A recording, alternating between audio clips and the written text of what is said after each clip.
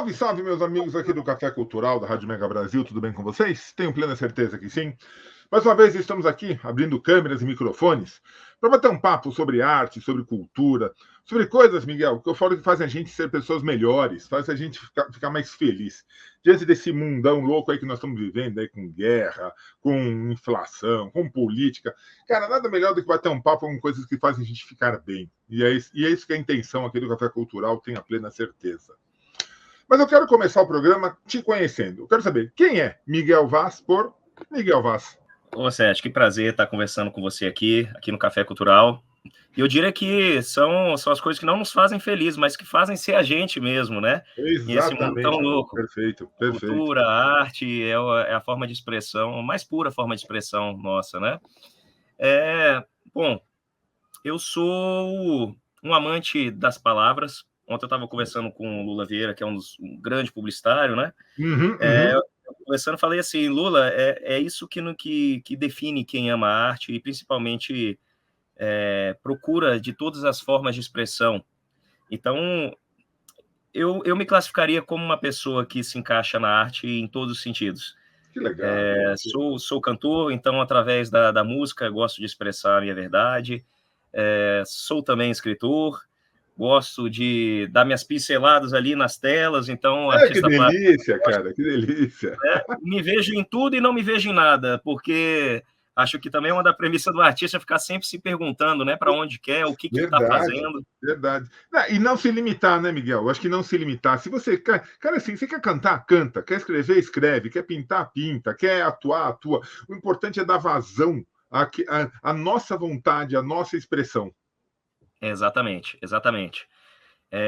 Eu tenho muito isso comigo, que o meu humor, ele varia muito a partir do momento que eu consigo realizar as coisas que permeiam a arte, a minha arte, no caso, né? Perfeito, e são coisas simples, Sérgio, são coisas simples, assim.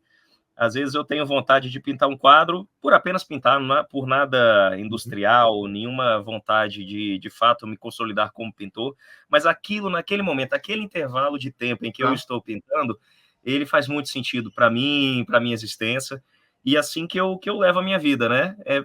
Digamos assim, como a gente fala aqui no nosso Goiás, aqui no nosso Distrito Federal, pererecando entre as artes. Por aí. Quem que surgiu primeiro? O Miguel, o escritor, ou o Miguel, o cantor? Olha, eu diria que a escrita ela sempre esteve presente na minha vida desde quando eu me entendo por gente. Então, sempre fui de escrever pensamentos, sempre fui de escrever, enfim, frases que me tocavam. Mas, se eu for falar profissionalmente, eu acredito que o Miguel cantor, ele surgiu primeiro que o Miguel escritor. Né? Na época, era meados de 2010, eu tinha acabado de entrar na Universidade de Brasília para cursar o curso de Comunicação Social, com habilitação em jornalismo. E lá eu já era sempre fui muito apaixonado pela música, a música sempre teve no nosso sangue, principalmente a música sertaneja, que aqui no Distrito Federal, por conta da proximidade com Goiás, Minas Gerais, ela é muito forte. É brincadeira o que tem de gente boa, de música sertaneja nesse lado aí. O que é? Tem algum pé de música boa aí? Tem um pé de... Exatamente, a gente brinca, que tem pé de dupla sertaneja. Se você chacoalhar, tem umas 20. Por aí mesmo. E boas, né, meu? E boas. O problema é que são boas. E tem muita gente boa mesmo. E em meados de 2010, eu também iniciei meu projeto musical. Antes eu já cantava em escola, enfim, já tive banda de maracatu, para você ter ideia.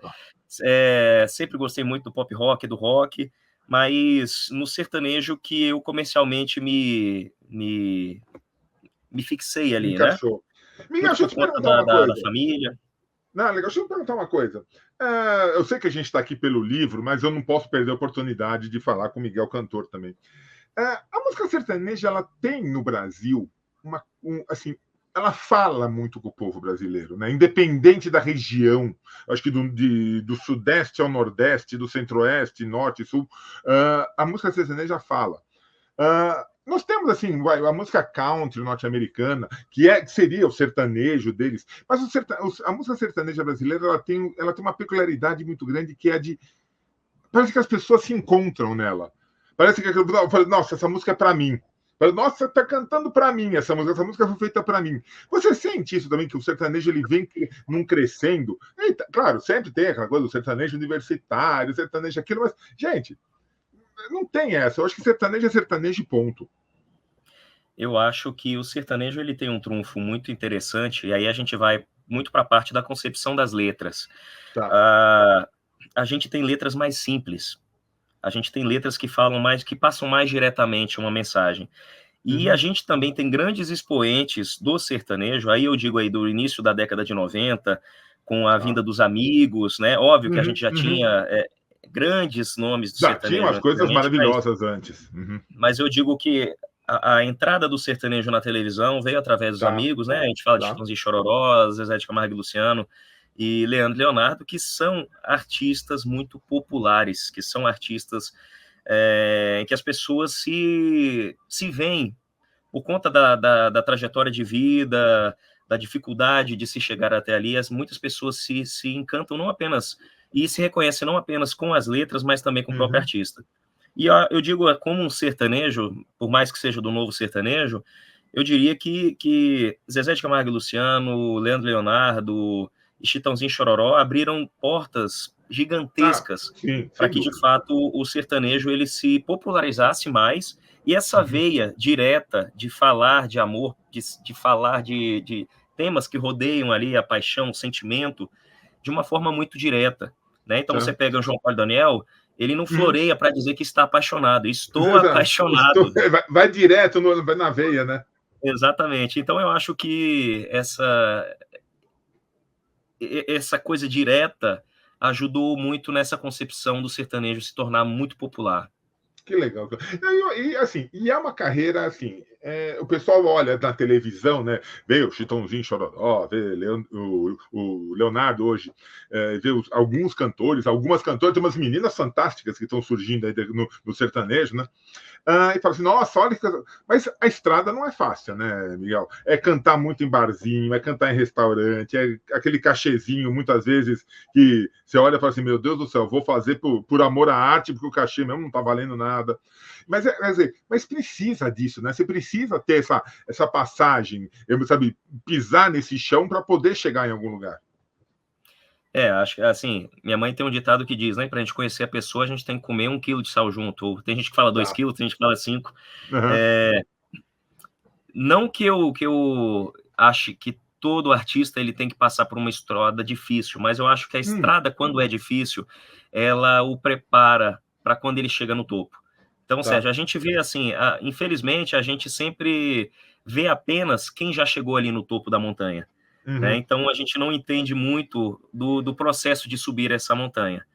E agora, falando, né, como uma pessoa que está escalando essa montanha, de fato, eu acho que assim como qualquer manifestação artística e como qualquer profissão, ser artista ou ser cantor é muito difícil, porque você tem um mercado que ele é muito lucrativo, que é o lado bom para quem chega lá, e por ser muito lucrativo, muitas pessoas vão, e por uma questão lógica de mercado, quando você tem muita gente disposta a fazer aquilo, o preço vai lá embaixo, porque as pessoas acham que tem que pagar menos, né? Então, assim, isso é uma realidade que nós enfrentamos aqui em Brasília, Goiás, Minas Gerais, São Paulo, né? Mas falando mais no nosso tamanho, nós somos artistas medianos, né? Na prateleira média, falando, quando a gente fala no jargão aqui do sertanejo, a gente está na prateleira média, e há sim uma dificuldade das pessoas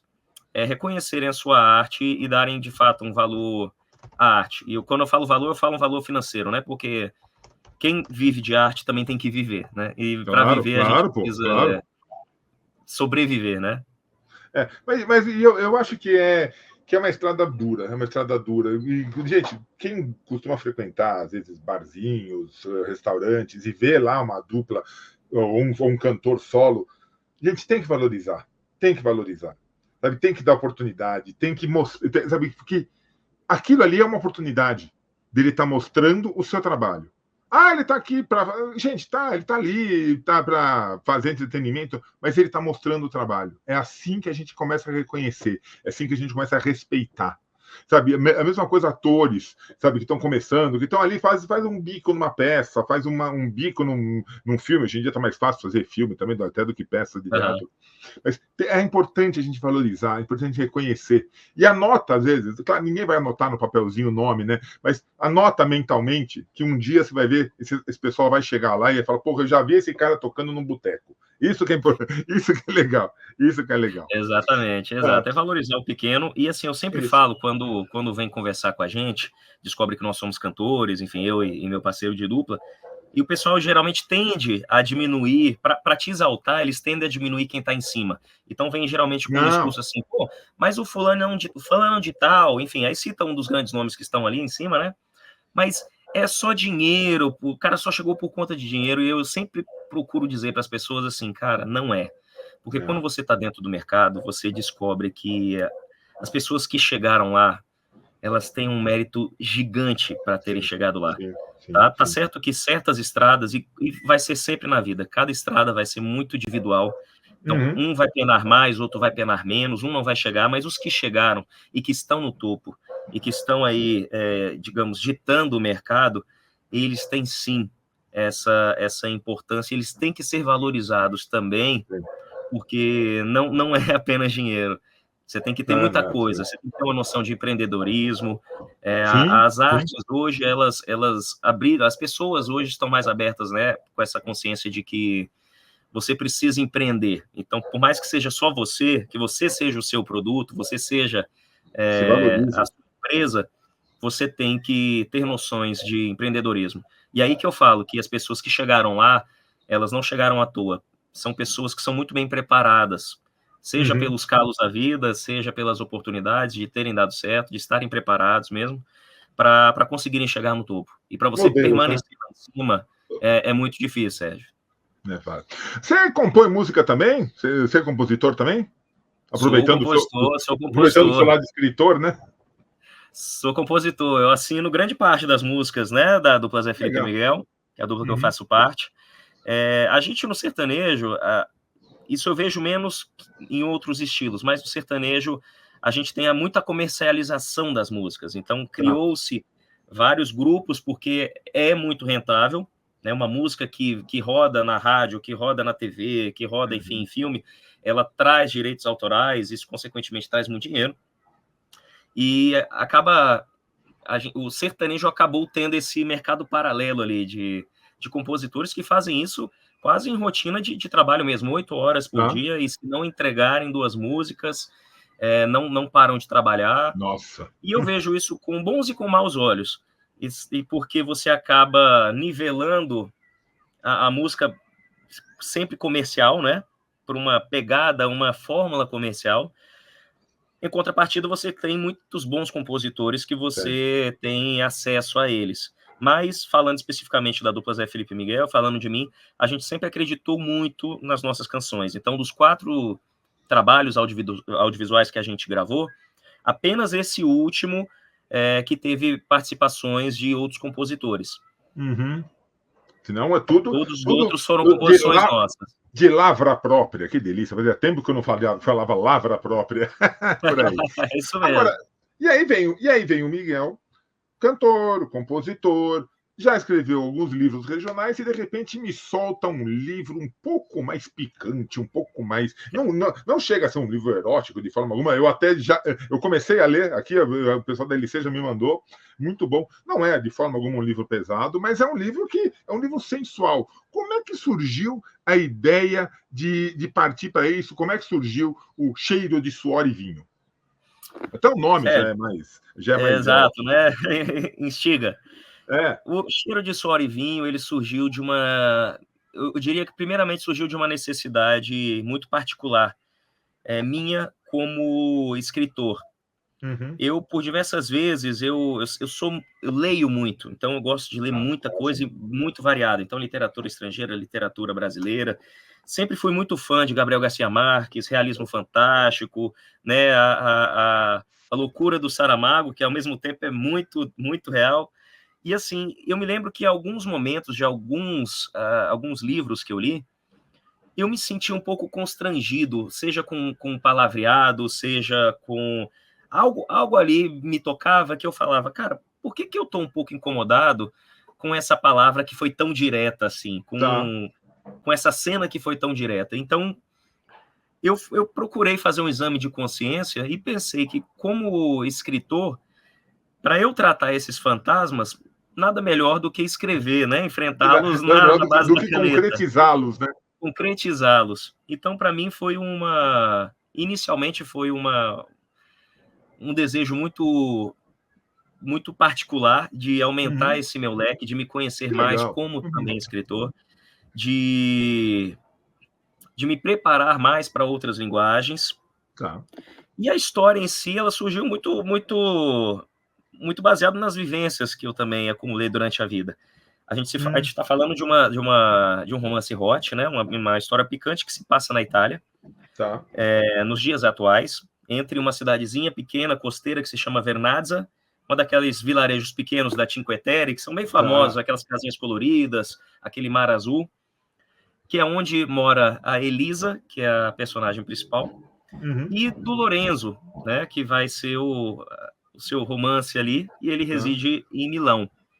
E toda essa trama de Itália aconteceu porque eu tive um tio, e eu falo um tio porque ele faleceu, mas que era italiano. Então, assim, a minha infância, minha adolescência, até a partida dele, foi ouvindo muitas histórias de quando ele morava lá, foi ouvindo muito música italiana. Que delícia, delícia. Foi me apaixonando isso, né, pela gastronomia italiana. Então, assim, a Itália, ela tem um espaço reservado no meu coração. E não à toa, eu tô noivo e a gente pretende, eu e minha noiva, a gente pretende dar uma passadinha pela Itália na lua de mel. Que delícia. Não, a Itália, eu falo assim, com todo respeito aos outros países, que também são assim, mas a Itália é um país completo. É música, é gastronomia, é cinema, é lugar para ir. Gente, é a sensualidade, tem tudo. Porque, gente, Itália é completa. Os outros países também são, mas é que, conhecendo a Itália como a gente conhece, também eu tive lá uma vez só, muito rapidamente, pretendo voltar, mas é uma delícia, é uma delícia. E uma coisa engraçada, Miguel, no livro, é que, assim, que você fala, ele tem uma sensualidade na redação? Tem. Mas, assim, ele gera o pensamento da pessoa. Ele provoca muito mais do que está escrito, né? É porque eu gosto muito que os leitores sejam também coautores da história. Isso é uma das coisas que eu acho fantástico nos livros. Né? Eu sou apaixonado também por cinema, enfim, séries, mas os filmes, eles entregam o que você está vendo ali. Óbvio que você faz reflexões, mas a criação mental, você sendo um coautor, os livros, eles te possibilitam muito isso, né? Você formar uma personagem, por mais que você no livro coloque as características físicas dessa personagem, você já vai associando com a sua vivência ou alguém que lhe pareceu, você vai formando uma imagem mental, não só das personagens, mas também da história, enfim, dos locais. E eu acho que para essa sensualidade, para o hot, é muito interessante você também ter a liberdade de ser, digamos ali, um autor desse cenário todo. Então, ele é muito instigante, eu acho interessante esse gênero, e acabei me apaixonando também por esse gênero no meio deste processo, porque é muito isso. Porque a sexualidade, falando muito abertamente, né, ela é muito aflorada no ser humano. Inerente do ser humano. Inerente ao ser humano, exatamente. Vai querer, isso é inegável. É inegável. Então, você ter uma literatura que te transporte a um cenário, mas você, ao mesmo tempo, você pode ser também um coautor deste cenário, dessa cena, dessa situação, é algo que eu encontrei de muito legal no Hot. É por aí mesmo. Eu acho que isso é fantástico, você permitir. E nada contra, eu já entrevistei aqui autores que são extremamente descritivos. E é legal, olha, o muro azul, só faltava dar a metragem do muro, né? De 38 centímetros, só faltava dar a metragem. Mas é muito legal quando você percebe que o autor deixa o leitor participar da história. E esse é muito o teu caso. Quer dizer, você está ali, você tem uma linha condutora no livro, sem dúvida alguma, você tem uma trama muito bem colocada, mas assim, você permite que o leitor viaje. Você permite que o leitor, às vezes, dá até uma parada no livro, né? Para um pouquinho a leitura, e aquela cena começa a rodar na cabeça dele. Isso é muito legal. O Cheiro de Suor e Vinho, ele termina? Ele é uma história que tem um ponto final, ou de repente você está vendo que esse cheirinho aí vai um pouquinho além? Ainda está no aroma ali, né? Eu acredito que nada se finda, né? Em todos os aspectos. E quando a gente fala do livro especificamente, eu acho que... Olha, você me pegou com uma boa provocação. A história está completa, isso não resta a menor dúvida, a história está completa ali. Este capítulo da história, exato, sim. Este capítulo da história está completo.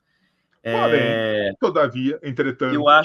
Eu acho que tem ainda vários pontos que a gente pode abordar nessa história, mas se você me perguntasse hoje, eu diria que esta obra estaria finalizada. A obra, eu estou falando todo o macro, né? Todo o horizonte ali de Cheiro de Suor e Vinho. Até porque eu sou um escritor que foi como eu falei inicialmente, eu me sinto muito feliz fazendo coisas simples, e assim que essas coisas terminam, eu já me sinto já mais na ânsia, para onde eu vou? Para onde eu vou? Eu diria que eu sou um cara que não gosta de visitar a mesma cidade 3 vezes, sabe? Eu gosto de conhecer mundos novos, tanto que a minha escrita ela é muito isso. O primeiro livro é um livro regionalista, né, que se passa no interior da Paraíba, né?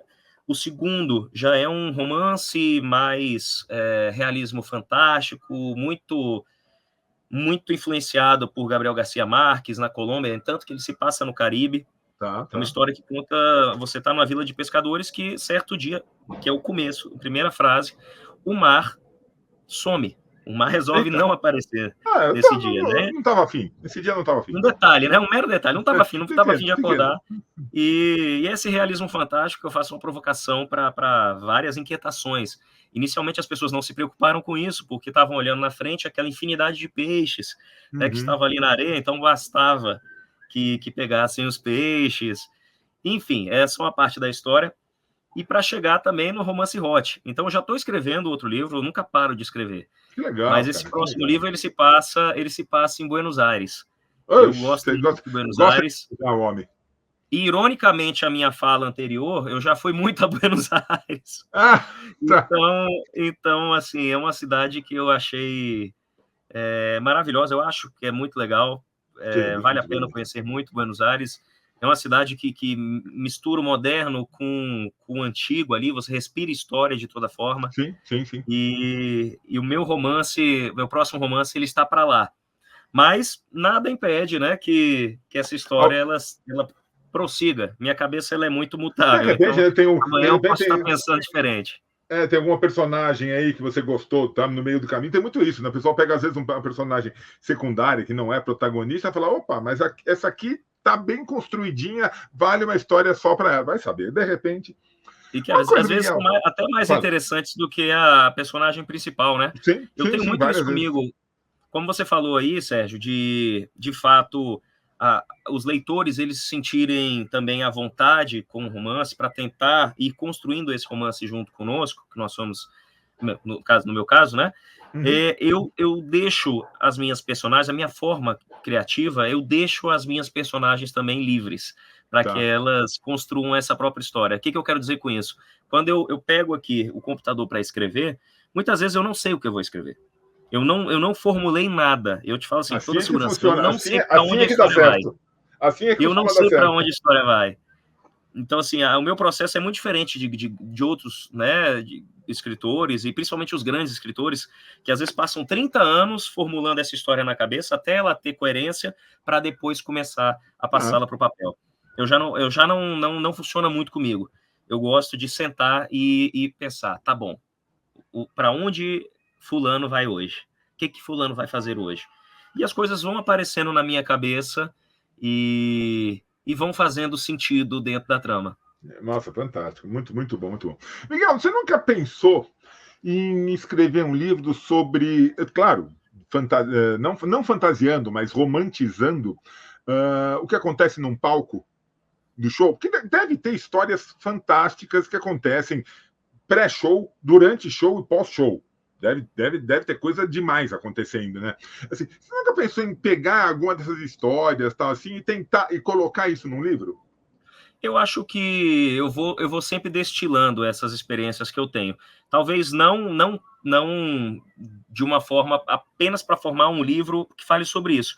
Mas o próprio Cheiro de Suor e Vinho, no caso do Lorenzo, que é o par da Elisa, ele é um cantor de pub que está ali tentando a sua vida e com esse advento da internet, que a gente vê muito por aí, em 6 meses ele se torna um grande nome, um grande rockstar, digamos assim, ali na Itália. Tá. E essa diferenciação entre a Elisa muito mais olhando para dentro dela e esse Lorenzo que só quer olhar para fora, né, que está se descobrindo como um grande artista, é que faz essa trama ser tão, no meu ponto de vista, tão interessante, né? Sim. Esse antagonismo aí. Mas é óbvio que eu sempre levo experiências. O Lorenzo, no caso, não sou eu não gosto de projetar Por favor, gente, não 100%. é o Miguel. Lourenço é Lourenço, Miguel é Miguel. Não sou eu, mas eu diria que tem vários personagens de Cheiro de Suor e Vinho, tem coisas que são minhas, tem coisas que são de pessoas da minha família, de amigos, jeitos, falas, experiências, histórias que eu já ouvi, que eu vou acrescentando a esse enredo. Mas, de fato, o mercado musical ele é muito atrativo, e principalmente quando a gente fala de bastidor. Não tem ninguém que não goste de saber dos bastidores. Né? Então, quando a gente cria uma trama que fale de bastidor, que fale do que se acontece por trás, as coisas boas e as coisas ruins, elas tendem a ser muito interessantes. É verdade, isso é verdade. A gente vê. Às vezes tem aqueles making-offs, né, de shows, assim, gente, é uma delícia você assistir isso, ver como é que é a preparação do artista, a preparação, a reação, o público antes e depois do show, o que acontece. Gente, eu tenho diversos amigos que atuam nesse mercado cultural musical, e eles contam umas histórias que eu falo, gente, não é possível que isso aconteça. Ele falou, pois acontece. Pois acontece. Coisa que. Acontece sim. Assim, e são histórias assim, e nem todas, e não estou falando de acontecimentos ruins, não. Acontecimentos bons. Acontecimentos que você olha e fala assim, poxa, a vida queria eu ter passado por isso, de coisas boas que acontecem. Que a gente quando a gente fala de making off, o povo só quer ver tragédia, né? Só quer ver a corda do violão estourando, quer o microfone pifando, o músico gaguejando. Não, gente, tem coisa muito boa que acontece no making off e que é importante mostrar. Às vezes a superação. Essa coisa de corda estourando, toda vez que eu falo isso, eu lembro de um show que eu assisti, do B.B. King, ele tocando ali, a corda da guitarra dele simplesmente estoura. E ele não para de tocar, e ele tira do bolso uma outra corda, vai ali, então, coloca a corda na guitarra, não sei das coisas, tocando. Sem parar. Sem parar. Caramba, que incrível. Tocando. E ele afina a corda, precisa de afinação, depois você coloca, precisa afinar a corda. Ele afina tocando o violão, a guitarra dele. Sabe aquela coisa que você fala assim? É excelência, né? É a excelência. O que é isso, meu Deus do céu? O que é isso, meu Deus do céu? E aí são essas historinhas que marcam. Que você olha para um artista e você fala, pô, esse cara é bom. Esse cara conseguiu chegar no lugar que nos toca. Porque nada melhor do que um artista, Miguel, do que alguém que o lê, alguém que o escuta, alguém que o assiste, falar, poxa vida, valeu. Valeu a pena ter lido esse livro, valeu a pena ter escutado essa música, ter assistido essa peça, ter visto esse quadro. Nada melhor do que isso. Eu acho, Miguel, que você está num caminho muito bom. Você está num caminho que é por aí. Que é por aí. Obviamente, eu entrei no YouTube da vida para te ouvir antes da gente conversar. Tem o livro aqui. E a gente fala, poxa vida, o Miguel está num caminho. Ele está num caminho que ele está conversando com as pessoas. E isso é o mais importante. Eu acho que a dica é a seguinte: nunca perca essa conversa, nunca perca esse lado de que parece que você está conversando. O livro foi feito para mim, a música foi feita para mim. Claro, é geral, mas quando a gente se toca com o produto que você entrega, esquece que é um produto e fala assim, pô, isso é arte, isso é mais gostoso. Te agradeço muito, te agradeço muito. E eu vejo isso como a minha missão, sabe, Sérgio? Independente como cantor, como escritor, como pintor, como amante das artes, enfim. Como eu disse inicialmente, as palavras, eu tenho uma reverência muito grande pelas palavras. Independente de que forma que essas palavras são ditas por mim, se através de música, se através enfim, de uma obra literária, ou se através de um quadro, que as palavras também estão lá, né? Por mais claro, as palavras claro. não são apenas sonoras, né? Eu fico muito realizado. Para mim, isso é quando me perguntam assim, cara, você já se encontrou dentro da sua profissão, das suas várias profissões? Eu falo, cara, eu encontro porque toda vez que eu estou fazendo isso, eu me sinto muito bem. E eu me sinto duplamente bem quando eu ouço feedbacks das pessoas falando, cara, você me ajudou a passar por um momento ruim, a sua obra me ajudou a sair de uma fase ruim, era com teu livro que eu passava as madrugadas, que antes eu chorava, agora eu descobri que era legal ler e comecei através de você. Então, assim, são feedbacks que acho que todo e qualquer artista já se sente extremamente realizado. Né? Não é uma questão de dinheiro, não é uma questão de você ser conhecido mundo afora. Óbvio que quanto mais você ser conhecido, ótimo, e sempre, né, bem conhecido, bem conhecido. Quanto melhor para a sua obra, dinheiro entrar no bolso, melhor, cara, melhor. A gente também, exato. Não quero ser utópico nas coisas aqui, não. Mas o que de fato faz a gente se sentir muito, muito realizado é isso. É de fato você ter esse reconhecimento das pessoas, como ser um vértice também, ser uma sementinha de algo bom ali para as pessoas. É isso aí. Miguel, olha, o tempo voa aqui, cara. A gente vai batendo papo, proseando, vai embora. Me diga uma coisa, onde que as pessoas, vamos primeiro pelo motivo da entrevista, onde que as pessoas encontram o Cheiro de Suor e Vinho? Sérgio, as pessoas vão encontrar este livro aqui na Amazon, em formato físico e em formato e-book. Então, na Amazon tem todos os livros e fisicamente também nas principais livrarias do país, as grandes redes também de livrarias. Você vai encontrar Cheiro de Suor e Vinho. É só chegar no livreiro e perguntar por Cheiro de Suor e Vinho que ele vai te indicar. Maravilha. Quem quiser conhecer um pouco mais sobre Miguel Vaz, teu trabalho com o Zé Felipe, teu trabalho como escritor, teu trabalho como artista, onde que você está nesse mundão sem porteira? Bom, estamos aí nas redes sociais, em todas as redes sociais, mas com destaque para o Instagram. Então, quem quiser conhecer o meu lado ali da dupla sertaneja, é só acessar @Zé Felipe e Miguel, que é o nome da minha dupla. E essa minha faceta de escritor, é só acessar @Oi, de oi mesmo, Oi. Miguelito. Então, lá legal. Você vai curtir um pouquinho dessa minha parte literária, dos meus pensamentos. Eu gosto muito de deixar pensamentos, né? Eu faço uma mescla de poesia com pensamento que tem agradado muitas pessoas. Estamos também no TikTok, Oi Miguelito, no TikTok. Então, não tem segredo. Nessas duas redes sociais você já me encontra. Dá para encontrar, é isso aí. Miguel, quero te agradecer demais, te parabenizar pelas tuas iniciativas, pelo livro. Cara, e saber que você já está escrevendo significa só uma coisa, que logo, logo você está de volta para tomar um café com a gente aqui de novo, viu? Tá bom? Muito obrigado. É tudo meu, Sérgio. E eu espero que em breve também o café seja pessoalmente. Posso conhecer pessoalmente para a gente trocar essa ideia. Enfim, só que aí você vai cantar. Só que aí, sei lá, você leva o violão, e canta um pouquinho com a gente. Aí a gente passa muito mais tempo. Com certeza, é isso aí. E a vocês que assistiram essa edição do Café Cultural, meu muito obrigado, meu sempre abraço. A gente volta logo, logo com mais um bate-papo tão gostoso como foi esse. Miguel, grande abraço, obrigado, irmão. Tchau. Tchau, Sérgio. Tchau a todos vocês, pessoal.